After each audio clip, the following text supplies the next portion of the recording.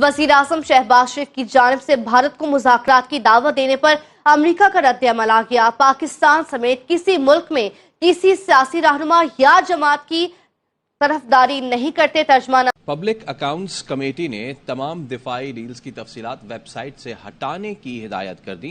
Chairman Noor Alam Khan ने कहा, भारत पाकिस्तान की दिफाई डील्स खराब करने में मुलव्विस है। खुसूसी हैसियत के खात्मे को 5 अगस्त को 4 साल मुकम्मल हो जाएंगे। 5 अगस्त 2019 तारीख का वो स्याह दिन है जब नरेंद्र मोदी की इत्तेहा पसंद हुकूमत ने मकबूजा कश्मीर की खुसूसी हैसियत से मुतालिक आर्टिकल 35 और 370 को खत्म करके वादे। इसी तरीके से जब कोई मुल्क इकोनॉमी में तरक्की करो तो उसकी भी रेटिंग्स आती है। हमारे पास इस वक्त 2 ऐसे बड़े इदारे हैं जिनकी तरफ से 3 कंट्रीज की रेटिंग्स आ रही हैं। उसमें को रियासत की बजाय 2 वफाकी इकाइयों में तकसीम कर दिया, जबकि मकबूजा कश्मीर की आबादी का तनासुब तब्दील करने के लिए वहाँ गैर कश्मीरियों को जमीन खरीदने की इजाजत दे दी। कश्मीरी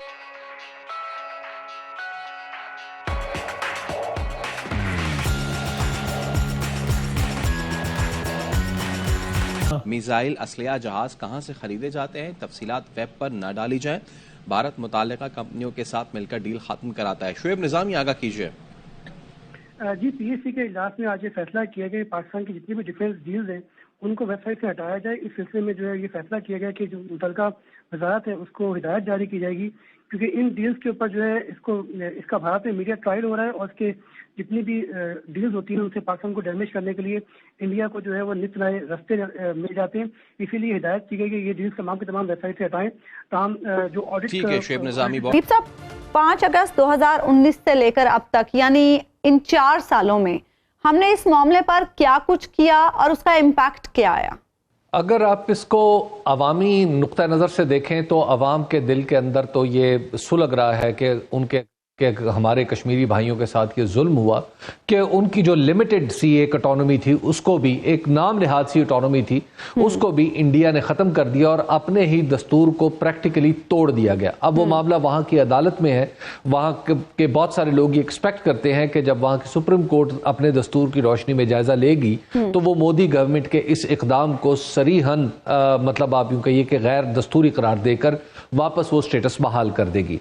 लेकिन बहरहाल इस वक्त तो सूरत हाल ये है कि वहाँ पर जो इंडिया ने उसके ऊपर जो अपना गैर कानूनी कब्जा है उसको कानूनी बनाने के लिए नाम निहाद अंदाज में जो भी अपने दस्तूर के अंदर या अपने दस्तूर से बाहर निकल के जो कदम उठाया है उसका तमाम तर जो बोझ है वो हमारे कश्मीरी भाइयों पर है। जहाँ तक पाकिस्तानियों का मामला है, यानी हमारी पाकिस्तान की हुकूमत का मामला है, तो अनफॉर्चुनेटली 2019 के बाद से आज तक हम वक्तन फ़ौक्तन अपना केस तो पेश करते रहे हैं दुनिया के सामने। साबिक वज़ीर आज़म ने भी पेश किया, मौजूदा वज़ीर आज़म तशरीफ़ लाए, बल्कि मौजूदा वज़ीर आज़म तो आने से पहले बाकायदा तौर पर साबिक हुकूमत पे ये इल्ज़ाम लगाते थे कि उन्होंने कश्मीर को फ़रोख्त कर दिया और ये कर दिया और वो कर दिया, क्योंकि पाकिस्तान में कश्मीर एक चूँकि हसास मसला है और कश्मीर के मामले पर थोड़ी सी भी ऐसी पेशरफ्त जिसमें पाकिस्तान का नुकसान हो वो जो भी इनकम्बेंट हुकूमत होती है उसके ऊपर पहला इल्ज़ाम ही गद्दारी का लगता है, तो लिहाजा वो इल्ज़ाम भी लगाते रहे।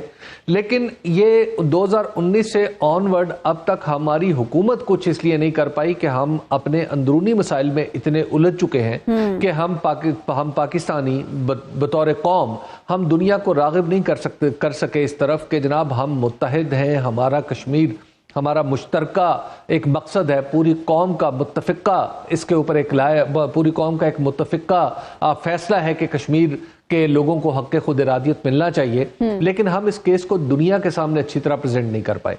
2019 के बाद एक तो पहले आ गया कोरोना और कोरोना में जाहिर है इंटरनेशनल एक्टिविटीज काफी हद तक रुक गई। उसके बाद फिर जब हमने कोशिश की तो हमारे पाकिस्तान के अंदर ही आप देखते हैं कि जो पॉलिटिकल जो अपहीवल एक शुरू हो गया और सारे का सारा जो अदम इस्तेहकाम का हम शिकार हो गए। तो जब खुद कोई हुकूमत, जब कोई मुल्क उसकी हुकूमत और उसका सियासी निज़ाम अदम इस्तेहकाम का शिकार हो जाए तो फिर दुनिया उसकी बात सुनते हुए बहुत सारी चीज़ें सोचती है। तो ये हमारी कमज़ोरी है, पाकिस्तानी हुकूमतों की यके बाद दीगरे कमज़ोरी है, पाकिस्तान के इस निज़ाम की कमज़ोरी है जिसमें हम सियासी अदम इस्तेहकाम में मुब्तला हो जाते हैं और अपने जायज़ यानी कश्मीरियों की जायज़ हमायत जो हम 75 साल से करते आ रहे हैं। मैं समझता हूँ कि पिछले 4 साल में जितनी उनकी जरूरत थी, उनकी जरूरत से तो शायद हमेशा हम थोड़ी सी यानी कमी कर। इस मामले एक है अमेरिका, एक है चाइना और एक है इंडिया।